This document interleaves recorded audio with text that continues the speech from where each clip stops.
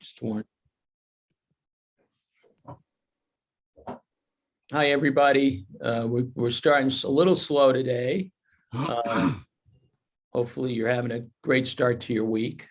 It's Leo Sarkissian, and really good to see you. And hi, Lisa, welcome as well. I'm going to introduce our speakers for today. I'm pretty excited about it. In fact, I'm going to, as people keep coming on, I'm going to go ahead and just share my screen, and hopefully, again, hopefully everybody's having a great week to start with. Okay, I got to go. I'll have to learn why this happens. I find I've got to hit whatever I want to put on share and then go back to share screen again.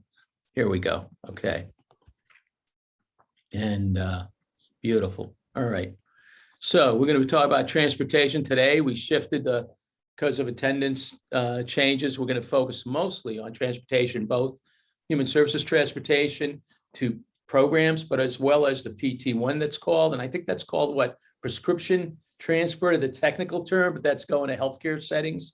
And that's why it's called PT1. Our mission, again, for many of you, you've seen it a bunch of times, but our advocacy for people with intellectual and developmental disabilities, including autism, their families, is through advocacy for community supports and services that foster inclusion, self-determination, and equity across all sectors of society.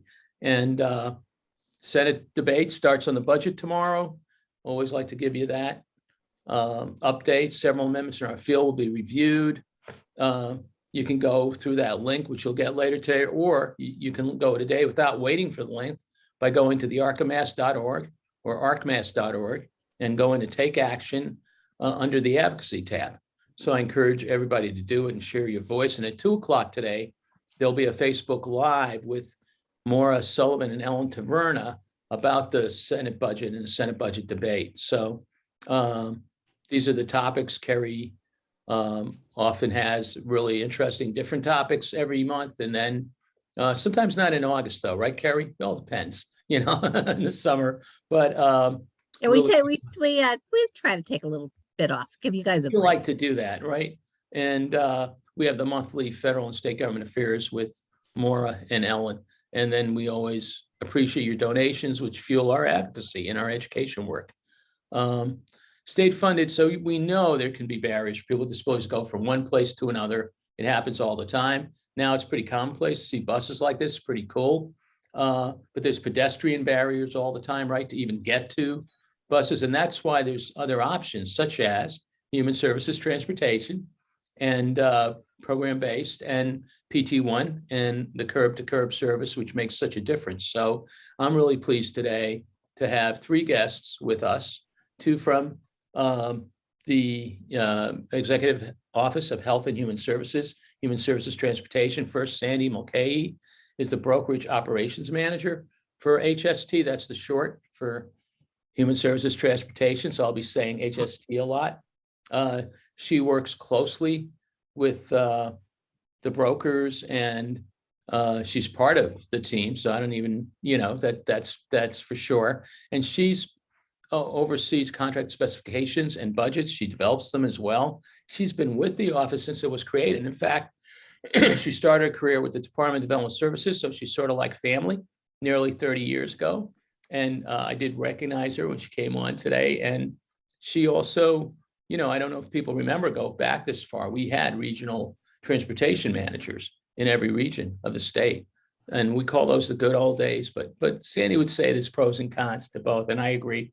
Lisa Weber is the HST Transportation Compliance and Quality Assurance Coordinator. Pleased to have you with us as well, Lisa, with Sandy. She has served as the program administrator for the state motor vehicle lemon law and the wheelchair lemon law arbitration programs. That's pretty cool. So you know about negotiation and all that good stuff. And prior to that, she worked for the Massachusetts Rehabilitation Commission. In fact, she helped plan their annual conferences that they had and I assume continue to have in a different way during this period. And then Sean Cristofori is joining us as well. And he's the Director of Transportation at the Center of Hope Foundation, an affiliate of the ARC. And he'll update us about, what's happening in rebooting transportation services in this post-COVID period. So I'm going to take my share down so Sandy can pull her share up.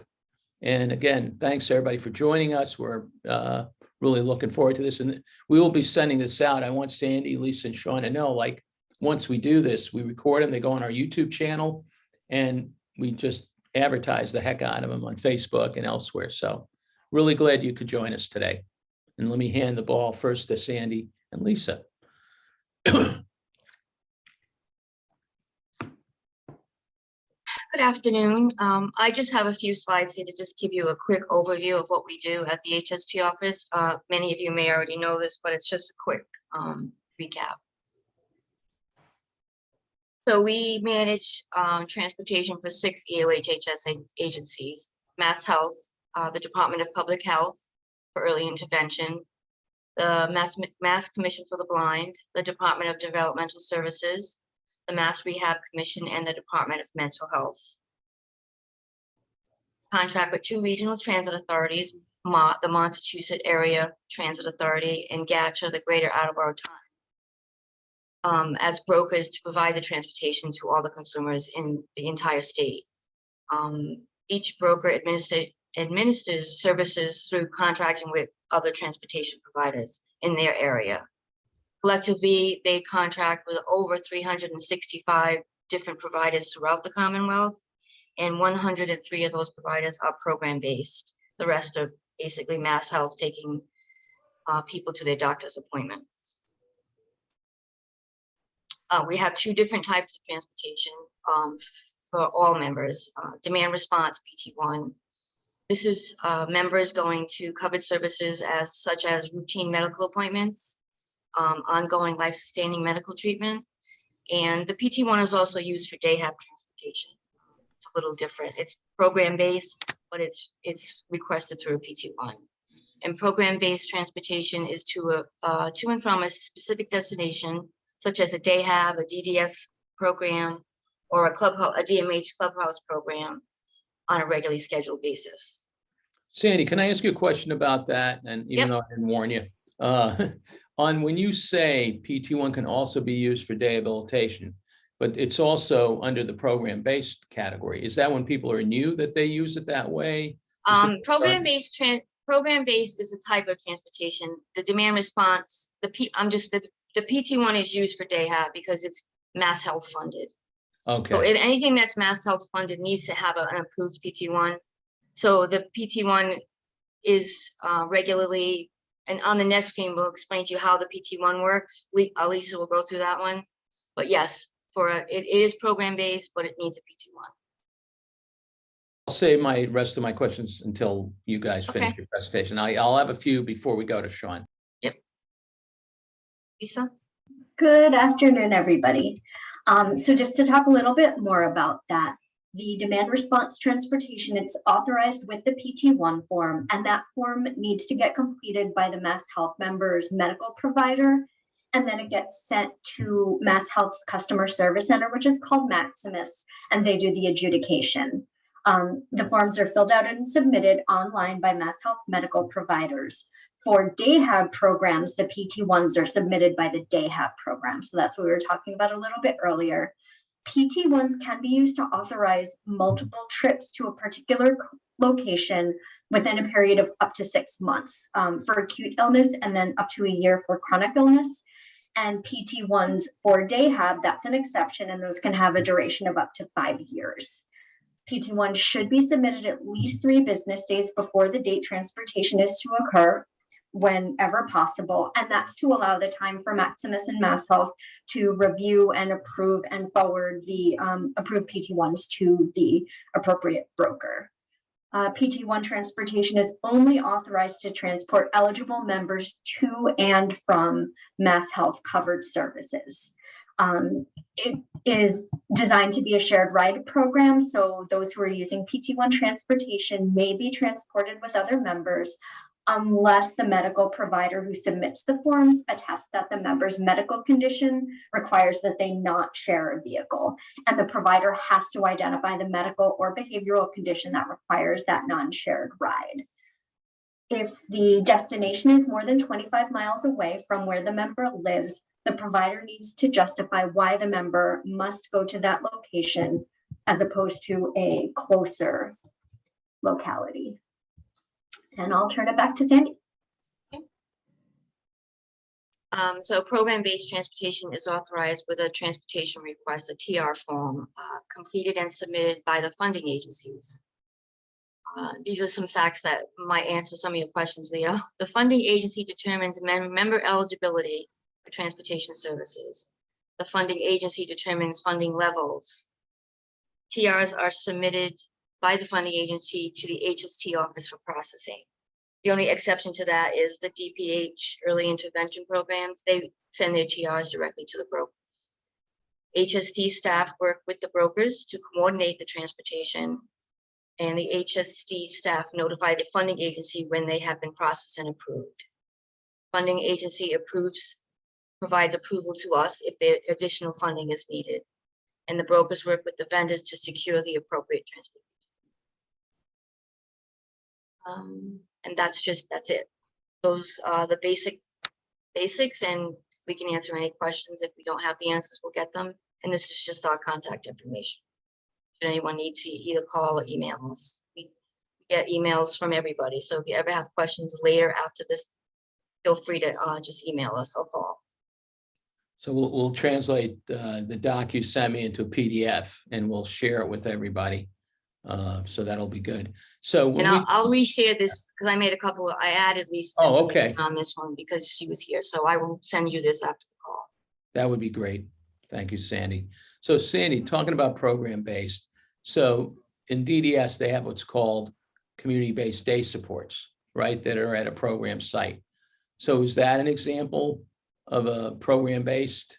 Yes, any DDS funded program, CBDS, any of those programs. We don't transport to all of them. There are some programs that still do their own transportation, but yes, those are the types of programs. That's what program-based is. And it's a place people go 5 days a week normally.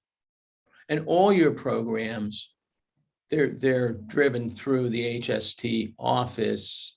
So, right, so there wouldn't be, and that would be through the brokers, correct? It would be through the 2 brokers you now have, correct? Yes. 100% Yes. of services. Yep. And just one more clarification. So in DDS with its money, which is probably a fraction of what you have in your budget for transportation is my hunch. When their money probably is when it's a day program, right? Running its own transportation for CBDS and or supplementing what you normally provide per person per ride. If they Actually, the HST office has no budget, no money. The agencies, we participate in the program. The agencies provide the funding for everything. And we start the year with a budget for Mass Health, for DMH, for DDS, and we coordinate the routing and all the rides with that money, and we update each agency monthly. And as we go along, if we need new money for new routes, the agencies provided at that time. Except for PT1, correct? And PT1, I provide them with a budget too. We have a projection of what might cost next year, but unlike all the other agencies, I have to go back to them and say, hey, I need more money. Mass Health, I manage the money for them and let them know. Okay. It's a little different. They have a lot more money. Yeah. Well, I was going to say probably that explains why there's a PT1 for day habilitation services. Well, it's both because it's a Mass Health program, which is rare, right? And Mass Health usually operates like an insurance. And Right. So that's Exactly. interesting. So that explains where it's not part of, because DDS's transportation line item is relatively small, when you look at it, right? So I was trying to get my head around that. So Yeah, it's much smaller, but there's much less people going to DDS programs than today have. It's a smaller program. Always has been. I mean, there's still probably several thousand people though. Yeah. Yep. Yeah. And it's growing. Not CBS growing. is growing, right? Yeah. And let me ask, so one other thing, you mentioned how there was 300 provided for every day of the week, 365 early in the PowerPoint. Right? By coincidence, I might as well kid about it. And you mentioned 100 of those are related to program-based. So certain providers just they say, I'm only going to do program-based Well, transportation? if you look at the program-based vendors, the people doing program-based, there's different standards that apply to them because they're doing PT1 transportation. If you're going to your doctor's appointment, you don't need anybody to oversee you. You don't have to have somebody at your home before we can drop you off. So program-based does all that. And they have a little bit more guidance on who they have to notify when things happen. So the PT1 transportation is, they pick you up and they drop you off. They don't have to make sure that somebody's there for you at the program or at home. So that's why we have different levels, and people that do PT1 transportation, they submit price quotes, because there's so many trips and so many vendors, and a lot of those vendors are little mom and pops, so they're not doing a big volume. But the program-based vendors, those routes are put out to bid every so many years, and people have to create routes because program-based also needs a consistent driver. On a PT1 trip, you could get a different driver in the morning and in the afternoon. It's just the way the system works. It's more like a cab service. Fare. So you get what's out there. In program-based, we need more consistent drivers to keep, to help serve the people that we're serving. So. Okay, and just one more thing before Sean comes on is I want to ask, and we open it up for questions and answers. Are the program-based folks also through the two brokers? Or is that Everything goes through the brokers. also? So they're all through the brokers? Yep, everything goes through the Different brokers. standards. Okay, good. Yep. Just wanted to ask that. All right, well, I want to, Sean, I'd love to have you talk a little bit about, as an example of what's been going on the ground. And we're talking about more program-based at this point, just for those of you listening. We're not talking about PT1 yet. We'll come back to that. But can you share a little bit about the COVID, post-COVID experience and how you're doing recruiting drivers, how many people you serve through your transportation system? Sure. I'd love to, Leo.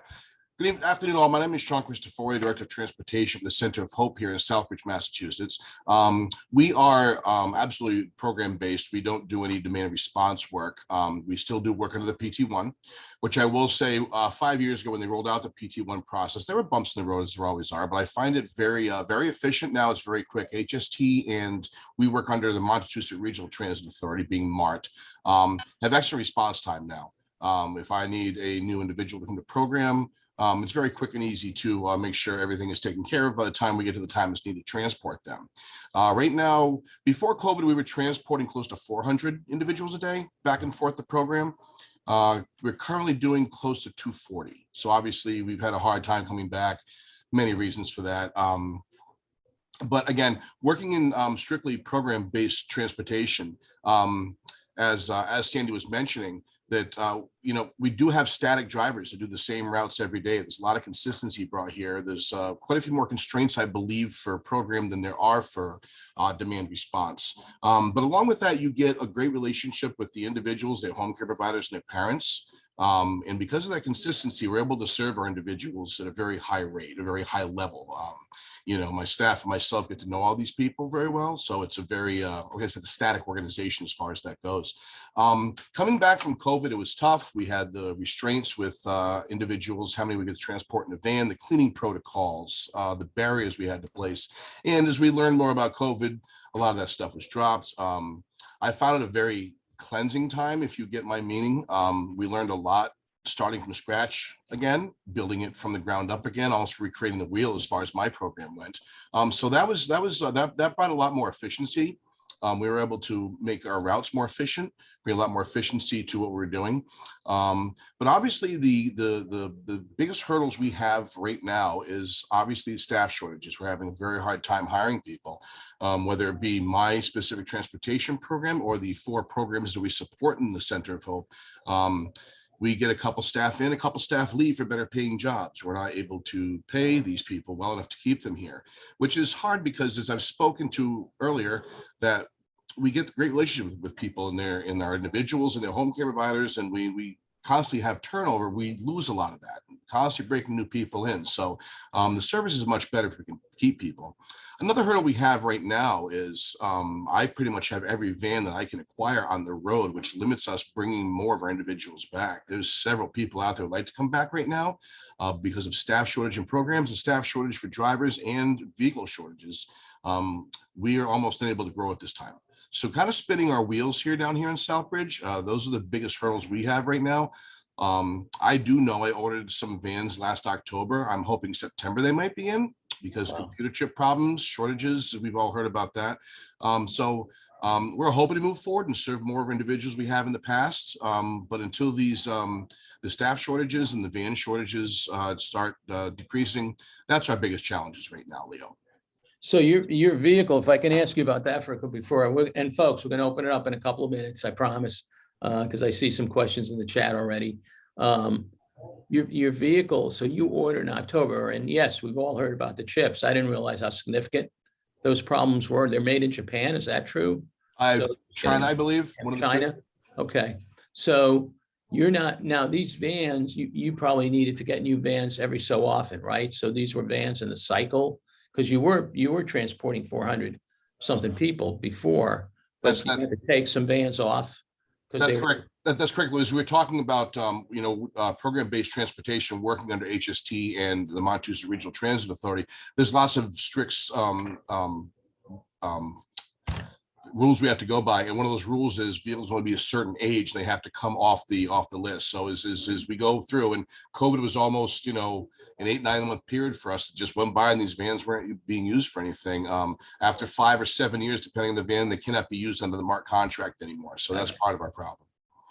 And the pay rate for your staff, is it similar to the pay rate for the day programs that just only recently went up to, well, it's a benchmark rate. You can pay whatever you want, obviously, but in terms of the rates that are determined at $16.79 an hour that just happened this year for day programs, is that the same ballpark, or is it less for drivers?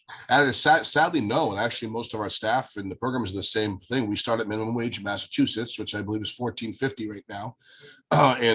Because of our budget, we have a really hard time increasing that rate. So we're unable to compete locally in the market as far as hiring people when McDonald's is obviously paying more than we are. And this is a much more difficult job than serving cheeseburgers. Right. And just so the group folks listening in understand, so when that 1679 is posted, that's for all staff at direct support levels, regardless of tenure. So you're paying maybe people that have been there 5 years, you pay them a higher rate, and that means some people get minimum wage. I know that happens. I know Cindy Howard's talked to me about that. Go ahead, Sandy. I just want to say that all the issues you're having with keeping staff, keeping drivers and all that, we're having that statewide, but a much bigger scale. And it's not always the money, because vendors are offering their drivers a lot more money. They're not out there. And the vehicle issue, when we shut down for COVID, the vendors that we contract with didn't get any relief from anywhere. So a lot of them had to sell off their fleet, half their fleet. Wow. Vendors can't find vehicles, can't find drivers. People just did not line it up. And it's like they had to start all over, is what you're saying, Sandy. So that's why we're all in the same boat. I mean, it's difficult, and even at paying them higher, they come and go because somebody else is going to pay them more. Right. It's really difficult. Well, agreed. Let's go to the chat, Carrie, and let's see what this program based mean. I think we answered that. That's got to do with the clubhouse program or CBDS, community-based day supports or whatever. Okay. Driver training. Can you share a little bit about that from a statewide perspective, and then Sean, you can share about statewide. We have strict standards on in the contract for all driver training. Everybody has to go through the same training. I can post our website where you can actually go and look at those transportation provider standards. Lisa, you can give me that website. You can post it because I'm not exactly sure what it is, but we list our contract there, all our provider standards, which will be updated shortly. We're doing recontracting for FY23, so we always have some amendments in the contract. We're having some enhanced wheelchair training Great. And like I said, all the drivers have to meet certain yearly trainings, you know, and if there's an issue, if we have an incident or a complaint, drivers are retrained in whatever it is the complaint was about. So we have a lot of training.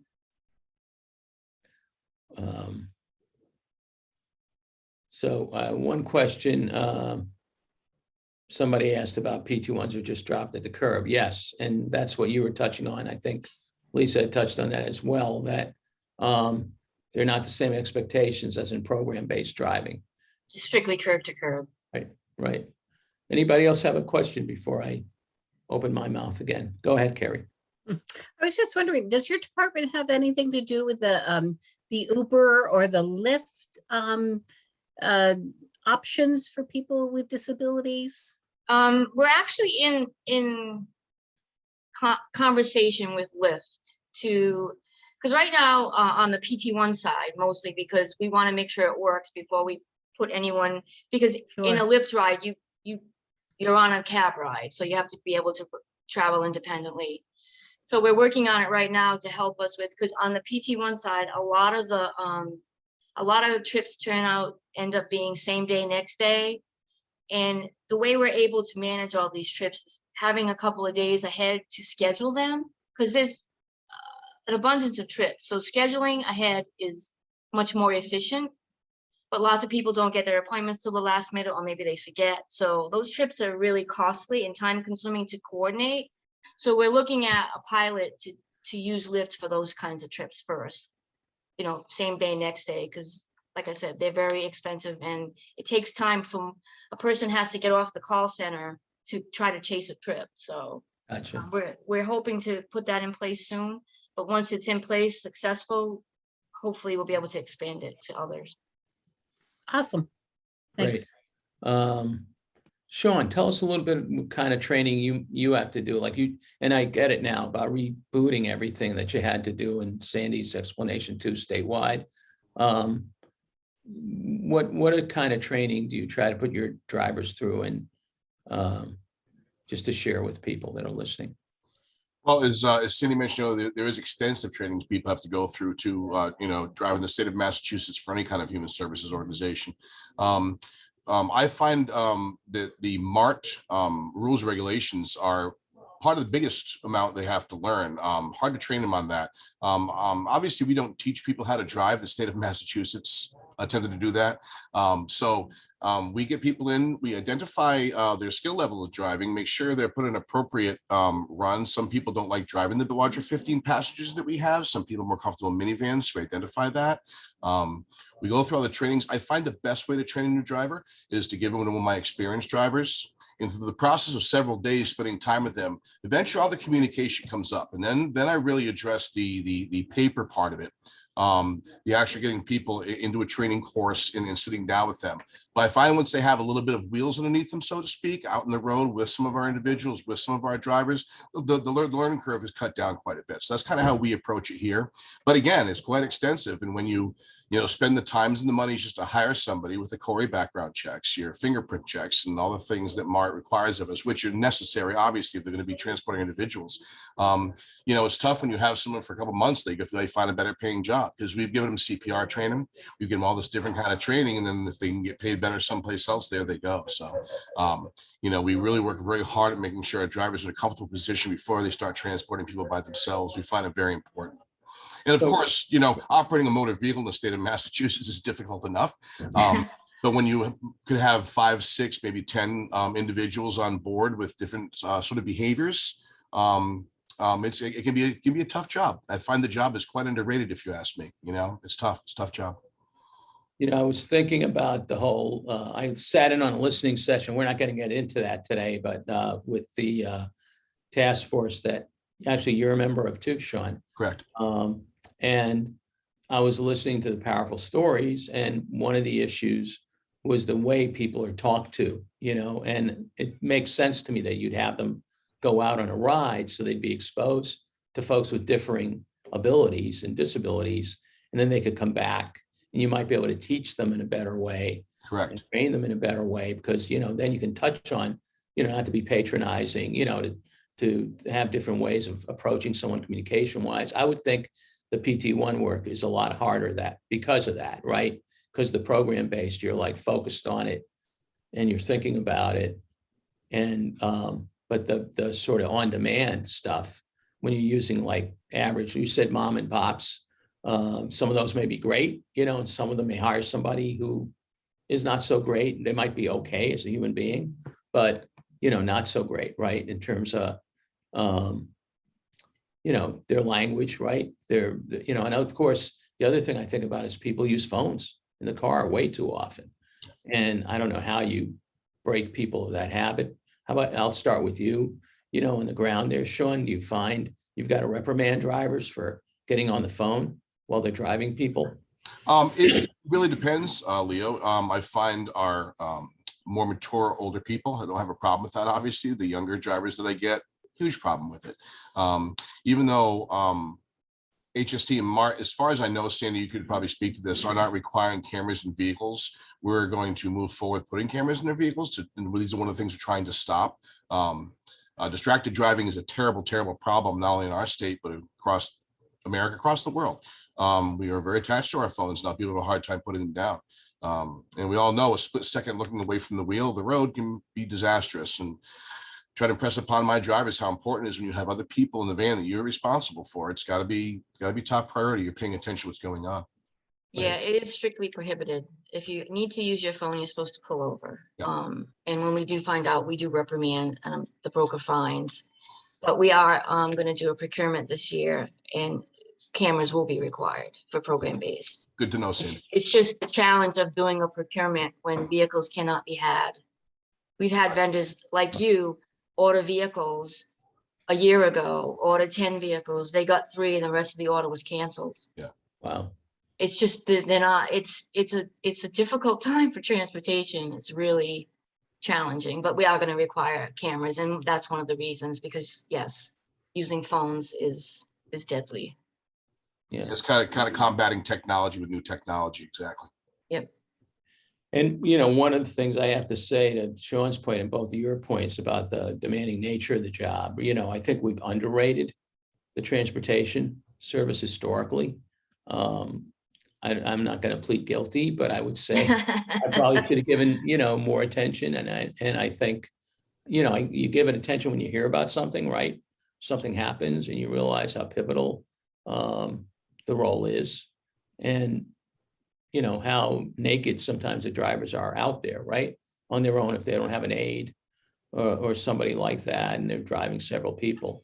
Well, I got my start at DDS, and I Yes. fought for years. I fought for years because transportation was always an afterthought, thinking, oh, I got this great job over here.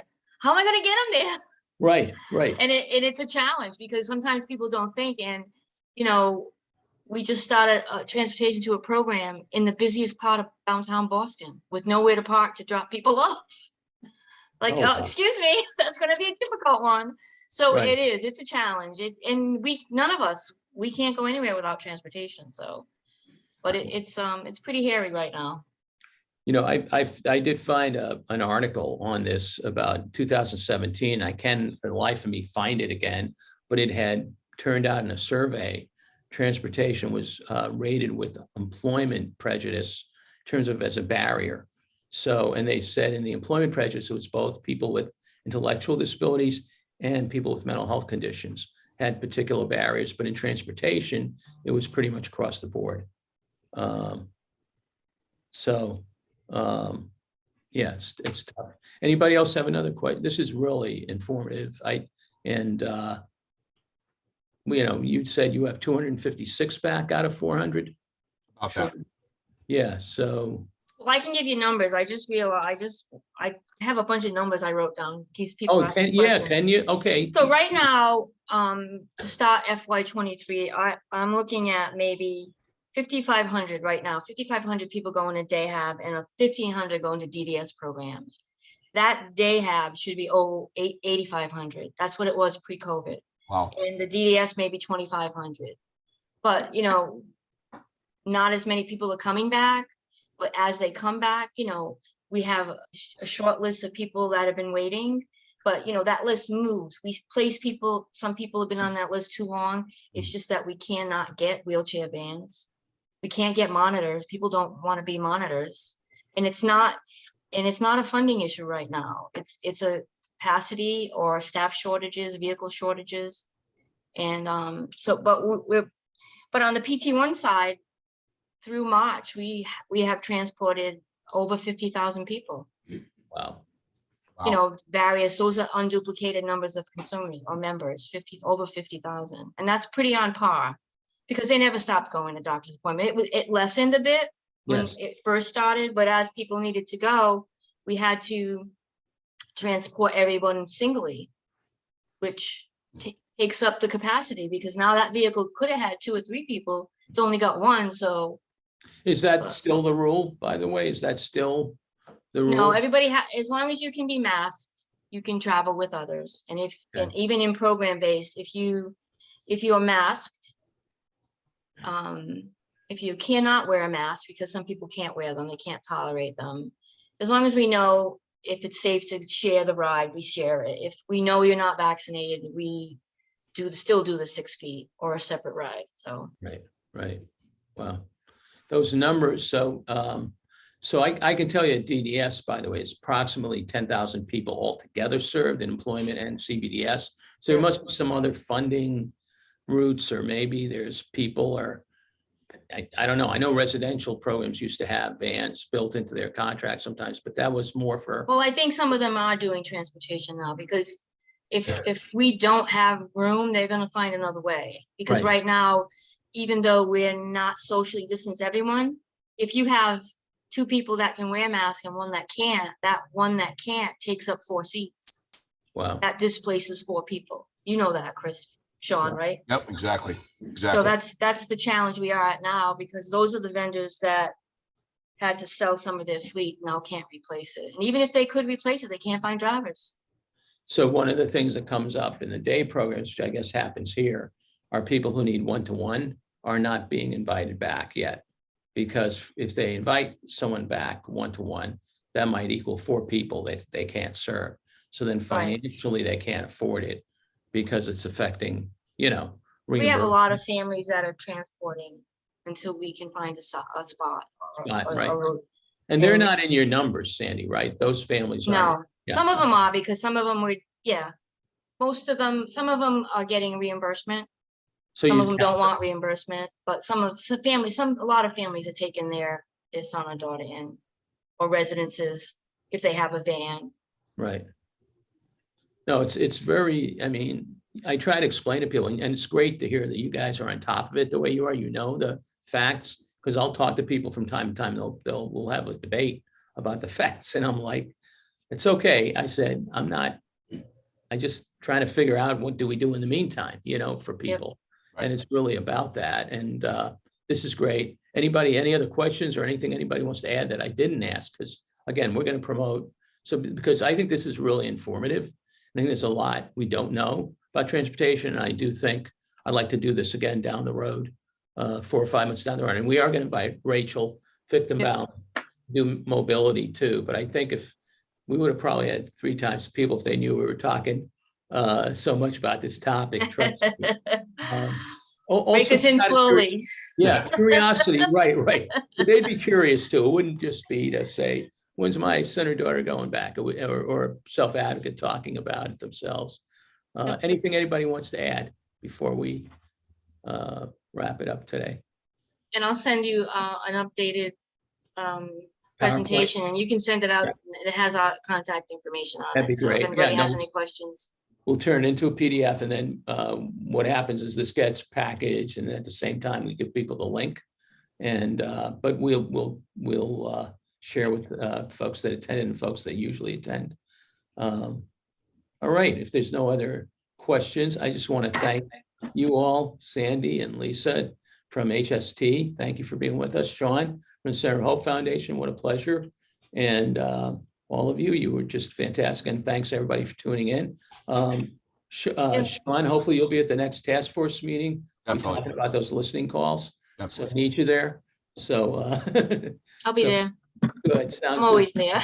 Yeah. You can't see me though, because I'm not on the task force, but I'm behind it. Yeah, you're there for help if they need it. I know that, right? Yeah.